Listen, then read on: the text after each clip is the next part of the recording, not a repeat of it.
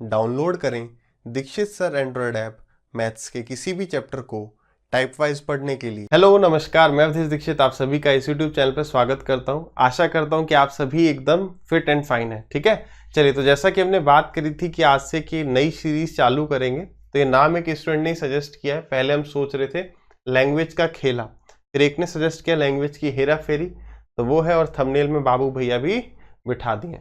तो इस सीरीज का मकसद क्या है, एक बारी फटाफट से इन ब्रीफ बात करें। कोई भी एक पूरा पेपर है, वो पूरा पेपर मैं देख लूंगा, उसमें से जो बढ़िया सवाल उठाए जा सकते हैं, जो 2-3 सवाल बढ़िया आते हैं, उनको उठा के उनका कंपाइलेशन बना के जो है रोज सुबह 8 बजे हम डिस्कस करेंगे। एक आध दिन अगर कभी छूट जाता है, मैं कोशिश ये भी करूंगा कि डेली का मतलब सैटरडे संडे भी उसमें कवर हो जाए, बट कभी छूट जाता है तो फिर माफ कीजिएगा। देखो आप इस बात को समझो, वीडियो भले 15 मिनट की होगी पर उसके पीछे घंटों की मेहनत है। पहले सारे सवाल देखो, टाइप करवाओ, है ना, उसमें से बढ़िया सवाल पिक करो, तो वो चीज है। ठीक है, आपको सेशन अच्छा लगता है तो लाइक जरूर करेंगे, इतना कर सकते हैं। कहीं अगर बेकार लग जाए, है ना, गलती से, तो डिसलाइक कर देना। लेकिन डिसलाइक करने वाले ज्यादा से ज्यादा क्या करेंगे, शेयर करेंगे। लाइक वालों को शेयर करने की जरूरत नहीं है, क्योंकि शेयर करने से ज्ञान बांटने से बढ़ता है और सिलेक्शन कम होता है। चलिए आते हैं पहले सवाल पर। एक फोन अपने साथ जरूर रखिएगा या घड़ी रखिएगा, जिसमें आप देख सकें कि आपको ये सवाल करने में बेसिकली टाइम लग कितना रहा है। वीडियो को पॉज करिए, एक बारी सवाल को ट्राई करिए, मैं बार बार नहीं बोलूंगा, फिर आप वीडियो को स्टार्ट करके आगे सॉल्यूशन देख सकते हैं। ठीक है भाई, चलिए मैं आशा करता हूं कि आपने सवाल ट्राई किया होगा। आपने बेईमानी वाले सवाल किए हैं ना, बेईमान दुकानदार क्या है, एसपी अपॉन सीपी से करते हैं, selling price upon cost price से करते हैं। आइए, क्या कह रहा है कि अनुजा जो है ये क्लेम करती है कि वो किसी एक आर्टिकल को 6% के लॉस पर बेच रही है। तो 6% का लॉस मतलब हानि हो रही है, तो सेलिंग प्राइस कम। तो सीपी अगर 100 है तो एसपी कितना, 94, 6% का लॉस करवा दिया। But weighs 800 gram instead of 1 kg, लेकिन वो 1 kg की जगह 800 ग्राम दे रही है। बताओ 1 kg की जगह 800 ग्राम देगी तो उसको फायदा होगा नहीं होगा? बिल्कुल फायदा होगा। फायदा होगा तो एसपी को क्या कर देंगे, बड़ा कर देंगे, और सीपी को क्या कर देंगे, छोटा कर देंगे। मेरे पास दो ही ऑप्शन है, या तो मैं 1000 लिख सकता हूं या 800 लिखता हूं। तो 1000 ऊपर लिख दूंगा, हमारा एसपी बड़ा हो जाएगा, सीपी छोटा, ताकि मुझे क्या हो जाए, प्रॉफिट हो जाए। आगे बढ़ते हैं। If she has a profit of 350 रुपए on the sale of 40 kg, then find the cost price of 1 kg। अब उसने कहा कि अगर उसने 40 kg जो भी ये आइटम बेचा है उसे 350 का फायदा हो रहा है, तो बताओ 1 kg कितने का। तो सबसे पहले इसको सॉल्व कर लेते हैं भाई। 2 जीरो से ये 2 जीरो गए, ये 1 जीरो से 1 जीरो गया, तो ये कितना आ गया, 94/80। मैं चाहूं तो आगे से और काट सकता हूं, बट मान लो हम नहीं काट रहे, इस 94/80 तक तो सब आ गए। अगर यहां पर कहा होता कि प्रॉफिट परसेंटेज निकाल दो, अभी तक तो यही सवाल में पूछता था, तो 14/80 × 100 करके सबने निकाल दिया होता। लेकिन अब थोड़ा सा सवाल को क्या कर दिया, ट्विस्ट कर दिया। वो कह रहा है कि अगर 40 हमारा सीपी होता तो 94 क्या होता, सेलिंग प्राइस होता। 94 क्या हो जाता, सेलिंग प्राइस। यानी कि आप देखिए कि जो प्रॉफिट हो रहा है वो कितने का हो रहा है, प्रॉफिट हो रहा है 14 रुपए का। कितने का, 14 रुपए का। यानी अगर सीपी 80 होता तो प्रॉफिट कितने का होता, 14 का। लेकिन सवाल कह रहा है प्रॉफिट कितने का है, 350 का। यानी कि जो 350 है ये कितने रेशियो की वैल्यू है, प्रॉफिट की कितने रेशियो की, 14 की। तो 80 की कितनी हो गई, 80 रेशियो की वैल्यू ये आ गई। यानी कि ये मुझे पता चल चुका है कि मेरा एक्चुअल सीपी कितना है। एक्चुअल प्रॉफिट ये रहा, ये 14 रेशियो की वैल्यू 80 की बता दी। ये क्या पता चल गया मुझे कि एक्चुअल हमारा सीपी कितना है। अच्छा, तो ये कितने केजी का वेट पता चल गया, 40 केजी का। तो 40 केजी का वेट इतना है, तो 1 केजी का कितना आ गया, ये आ गया हमारा आंसर। काटा पीटी कर दे। चलिए, तो 40 से गया ये 2 बार, 2 से गया ये 7 बार, और 7 से गया ये 50 बार। यानी करेक्ट आंसर कितना, इतना। अभी समझाने में समय लगाओ, कितना लग चुका है, 2-3 मिनट लग गए। एग्जाम में थोड़ी लगाओगे इतना टाइम। एग्जाम में जैसे ही देखोगे 6% का लॉस, 94/100, मैं आराम से समझाऊंगा। 1000 दे रहा है, कितने की, 800 दे रहा है 1000 की जगह, फायदा हो रहा है एसपी बड़ा, 800 नीचे। ठीक है, 2 जीरो से 2 जीरो गए, 1 जीरो से 1 जीरो गया, 94/80, तो 14 का फायदा हो रहा है अगर CP 80 होता, लेकिन फायदा हो कितने का रहा है 350, तो 350 कितने रेशियो की वैल्यू है 14 की, बतानी कितने की 80 की, CP पता चल गया। ये कितने केजी का वेट, कितने केजी का CP आ गया 40 का, तो 1 का कितना, ये एग्जाम में कर देंगे। मैं आराम से, आपको लिखना उतना ही है बट एग्जाम में आप तुरंत खुद कर देंगे। क्लियर है भाई सवाल? अगला सवाल वीडियो पॉज ट्राई करेंगे। चलिए मैं आशा करता हूं आपने सवाल ट्राई किया होगा। देखो जैसे कह रहा है वैसे करते हो। क्या कह रहा है, in a company there are 75% workers and 75% skilled workers and remaining ones are unskilled. मैं मान लेता हूं कि टोटल एक कंपनी में X लोग काम कर रहे हैं, तो इसके 75% स्किल्ड है और 25% क्या है अनस्किल्ड है ना। तो आप चाहे तो परसेंटेज लगाना चाहते हो अनस्किल्ड S और ये स्किल्ड लगा सकते हो, नहीं तो आप के दिमाग में रहेगा कि ये क्या चल रहा है, ये हमारा परसेंटेज में ही चल रहा है। आगे कह रहा है कि 80% of skilled workers and 20% of unskilled workers are permanent, यानी कि इसका तो 80% आदमी परमानेंट है ना, और इसका कितना, इसका 20% आदमी परमानेंट है। तो आगे कह रहा है if number of temporary workers is 126, तो टेम्परेरी कितने हो गए, अगर 80 परमानेंट है तो यहां पर 20% टेम्परेरी हो गए, और यहां पर टेम्परेरी कितने हो गए, यहां पर 80% टेम्परेरी हो गए। यानी कि हमें समझ में आया कि यार इसका सम, इसका प्लस इसका सम कितना है 126 है, सवाल में गिवन है। अब ये ऐसा सवाल हमने परसेंटेज में दो तरीके के देखे, एक तो इलेक्शन वाले देखे कि इतने वोट वैलिड हो गए तो बचे हुए इनवैलिड हो गए, या एक टाइप का क्या था रिमेनिंग का, जैसे मैंने 25 रुपए खर्च कर दिए, 25% खर्च कर दिए, तो रिमेनिंग का मैंने इतना परसेंट इस पे खर्च कर दिया, तो वैसा ही कुछ है। तो अगर मैं आपसे पूछूं कि यार ये 20% किसका है, तो आप कहोगे इसका है, ये 75% किसका है, इसका है। देखो इस बात को समझिए, ये वही 20-25% के सवाल हैं जो हमें थोड़ा सा दिक्कत परेशानी एग्जाम में दे सकते हैं, जिनको हम कह देते हैं टफ सवाल आ गया। भाई टफ वगैरह कुछ नहीं है, सवाल जैसे कहेगा वैसे करना पड़ेगा, आराम से हो जाएगा। अगर आप सोचोगे नहीं हर सवाल को मैं रेशियो या जो मेथड सीख के आऊं वैसे ही कर जाऊंगा, तो वैसा नहीं होगा। आपको X कह लो, इसको A कह लो, T फॉर टोटल कह लो, जैसे कुछ भी कह लो वैसे सवाल को उठाना पड़ेगा, सवाल आराम से हो जाएगा। तो देखिए according to question 20% of 75% of X, तो 20% बोले तो 20/100 इंटू में 75/100 किसका, X का, प्लस ये कितना है 80%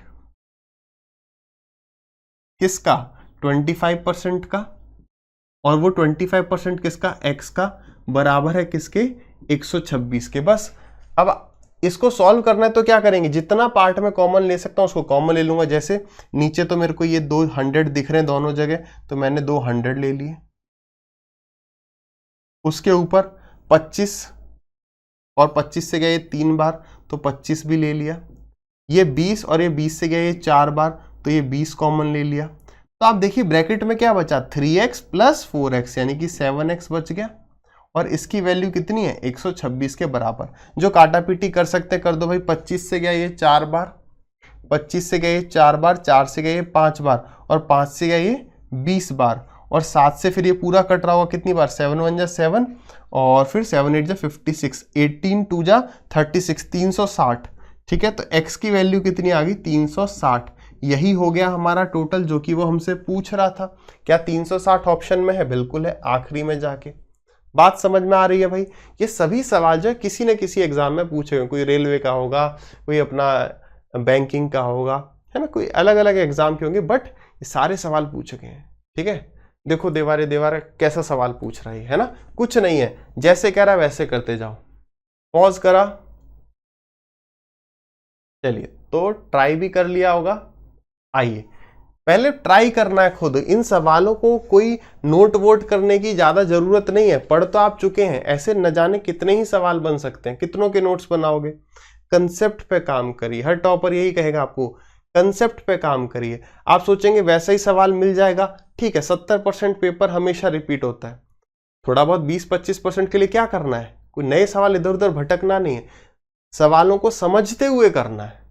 ठीक है, जो मैं कहता हूं ना एक सवाल को क्यों मैं आपको 4 तरीके से बताता हूं, भाई ऐसे भी हो सकता है, आपको तरीके सारे आने चाहिए, उसी से कंसेप्ट की क्लैरिटी आती है। देखिए ये सवाल क्या कह रहा है, कह रहा है how much water must be added to 90 litre of milk, 90 litre milk है, एट 2.5 लीटर फॉर 40। अब यहाँ बहुत क्लियरली नहीं कह रहा है, बस उसने यहां से मुझे ये समझ में आ रहा है कि 2.5 लीटर दूध जो है वो 40 रुपए का है, so as to have a mixture worth 9 rupees a litre. तो बताइए मैं 90 लीटर दूध में कितना मैं पानी ऐड कर दूं कि मुझे 1 लीटर इतने का पड़ने लग जाए। यहां पर यानी कि वही अपना मिक्सचर एलिगेशन का सवाल है। अगर इसमें मैं आपको पहला एक बेसिक तरीका, अगर आप ये नहीं पकड़ पाए कि ये मिक्सचर एलिगेशन का है, तो आपने इस सवाल को ऐसे किया होगा। कैसे? देखो 1 किलो दूध 9 रुपीज से पक्का ज्यादा का होगा, पानी मिलाने के बाद कम का पड़ रहा है 1 लीटर। तो अच्छा मैं आप यहाँ पे देखो 40 रुपए में 2.5 लीटर मिल रहा है ना। 1 लीटर देखो अगर जैसे ही मैं डेसिमल को हटा के ऊपर जीरो लाऊंगा, 25 से गया 4 बार, 25 से 100 कितनी बार जा रहा है, 4 बार, 4 चौक 16, हाँ भाई 16 रुपए का 1 लीटर दूध है। तो 1 लीटर दूध की कीमत आ गई, तो 90 लीटर कितने का हो गया, इतने का। ये मेरा सीपी है। तो भाई जो टोटल मेरा खर्चा है वो तो पानी मिलाने से नहीं कम हो जाएगा ना। अगर कोई दूध वाला है उसने इतना दूध लिया, वो इसे मान लो 100 रुपए का पड़ रहा है, तो उसमें वो कितना भी पानी मिलाते रहे उसके खर्चा जो उसका सीपी है वो तो 100 ही रहेगा। तो सीपी को सीपी से इक्वेट कर देते हैं कि भाई पहले 90 लीटर दूध था हमारे पास, अब मैंने उसमें x लीटर क्या मिला दिया, पानी। अब मेरे पास टोटल क्वांटिटी कितनी होगी, 90 + x। लेकिन अब 1 लीटर कितने का पड़ रहा है, 9 रुपए का, तो इंटू में 9 कर दो। यहां से क्या आ जाएगा, x क्या है, x मैंने क्या माना कि कितना पानी मिलाया गया, काटा पीटी कर दोगे आंसर आ जाएगा। कुछ नहीं, इतना ही करना है एग्जाम में सवाल पढ़ के, और जैसे कहते जा रहे हैं वैसे ही करते गए। 9 से गया सबसे पहले 10 बार, 25 से 100 गया कितनी बार, 4 बार। तो 4 4 जा 16, 10 जा 160, और 160 में से 90 माइनस कर दोगे तो 70 आपका आ गया होगा। आ गया नहीं आ गया, पहला तरीका। दूसरा तरीका, अगर आप इसको समझ पाए कि यार इस टाइप का सवाल तो हमने एलिगेशन में किया था, तो आपने हो सकता है, मगर इस तरीके से 20-25% से ज्यादा बच्चे नहीं कर पाए होंगे इस तरीके से वे टू से। वे टू कैसे करेंगे, देखो आपको पकड़ना कैसे कि यहां पर एलिगेशन लगा, वो इस तरीके से कि दूध और पानी को मिलाया गया तब मिक्सचर बन रहा है। मैंने पूछा आपसे दूध पानी कितने का, तो आपने कहा 0 का। दूध कितने का, तो वही 400 डिवाइडेड बाई 2.5 कितने का हो गया, 16 का। ठीक है, लेकिन फाइनली हो कितने का जाना चाहिए मिक्सचर, 9 का एवरेज पढ़ना चाहिए। तो बड़े में से छोटा माइनस किया तो 7 आ गया, बड़े में से छोटा माइनस किया तो 9 आ गया। तो क्या आ गया, 9:7। यानी कि दूध अगर 9 है तो पानी कितना है, 7। सवाल में कह रहा है 9 रेशियो की वैल्यू कितनी है, 90 लीटर। दूध कितना था, 90, तो पानी कितना हो गया, 70। अब ये देखने में तरीका अच्छा लगेगा, देखने में अच्छा लगेगा, लेकिन क्लिक करना कितनी जल्दी करता है, दैट इज वेरी इंपॉर्टेंट। चलिए अब आ जाते हैं अपने आज के आखिरी सवाल पे। हम रोज 3 से 4 सवाल डिस्कस करें, कुछ दिन 3 भी हो सकते हैं, मगर एक हैबिट ये बन जाए कि यार सुबह 8 बजे ही हमें क्या करना है, ये 10 से 15 मिनट का ये सेशन देख लेना है। चलिए इस सवाल को एक बार ट्राई करिए। चलिए सवाल आसान सा है, इस सवाल को उठाने का बस एक रीजन रहा, अगर कहें तो थोड़ा सा यहाँ पे लैंग्वेज ना फालतू में हमें कंफ्यूज कर रहा है। देखिए क्या कह रहे, एक बैट्समैन, ऐसे सवाल तो हमने बहुत किए, एक बैट्समैन जो है अपनी 14 इनिंग्स में, अरे देखो ये बात याद रखना, हम यहाँ पर कर रहे होंगे वो सवाल जो है आसान या है मुश्किल, कुछ भी। देखो मुश्किल अब क्या ही बोले, नहीं हो रहा तो मुश्किल हो गया। जो लैंग्वेज में हमें फंसा रहा है, सवाल आसान है, जो दिक्कत आ रही है वो बस इसलिए आ रही है क्योंकि लैंग्वेज में थोड़ा हम उलझ गए। ठीक है, ऐसा नहीं कि एकदम मतलब त्राही त्राही मचा देगा सवाल, ऐसा कोई सवाल नहीं है। होगा तो उसको हाथ जोड़ के आगे बढ़ जाएंगे। स्किप करना इज वेरी इंपॉर्टेंट। हो सकता है लगातार 2 सवाल आपको, 3 सवाल, 4 सवाल आपको मुश्किल मिल जाए, जो उसको कर छोड़ के आगे बढ़ जाएगा ना वही सिलेक्शन ले जाएगा। जो उसमें फंस गया कि अभी मैं तो प्रॉफिट लॉस पढ़ के आया था, अटका कैसे, ईगो पे सवाल नहीं लेना। ठीक है, तो ये सवाल कई बार हम कर चुके हैं, लेकिन इसने कहां पर ये वाला जो वर्ड यूज किया ना, नॉट आउट, ये फालतू में कंफ्यूज कर रहा है कि यार क्या है। और यही सवाल मेंस में आ जाए तो हम सोचेंगे यहां पर कुछ है, इसका मतलब क्या, एक बार इसको भी समझ लेते हैं। एक बैट्समैन है जो कि 14 इनिंग्स में batsman in his 14th innings marks a score of 60 runs, 60, and thereby increases his average by 3 runs. What is his average after the 14th innings if he had never been not out, मतलब वो कभी भी not out नहीं रहा।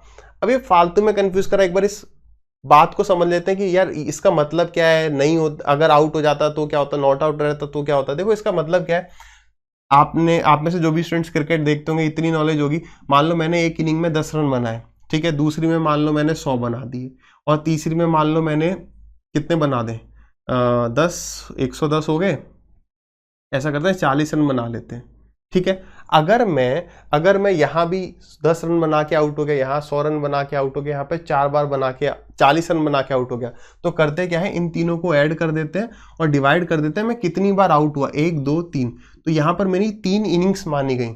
लेकिन अगर मैं एक बार भी आउट नहीं हुआ, तीनों बार नॉट आउट रहा, तो 10 + 100 + 40, अब यहां पर मतलब 1 भी नहीं हम लिख सकते नीचे, मतलब एक बार तो आउट होना पड़ेगा। एक इनिंग कब मानी जाती है, जब मैं एक बार आउट हो जाता हूं। मान लो मैं यहीं एक ही बार आउट हुआ 10 रन बना के, यहाँ पे नॉट आउट रहा, यहाँ पे नॉट आउट रहा, तो 10 + 40 140 + 10 150, 150 मेरा एवरेज रहेगा अगर मैं एक बार आउट हुआ तो। बात समझ रहे हो। तो जैसे कभी कभी बोलते थे कि धोनी जो है इसलिए आउट नहीं होते ताकि वो अपना एवरेज बढ़ा सके, इस तरह की बातचीत, तो हमें इतना वो डीप में नहीं लेके जाने वाला।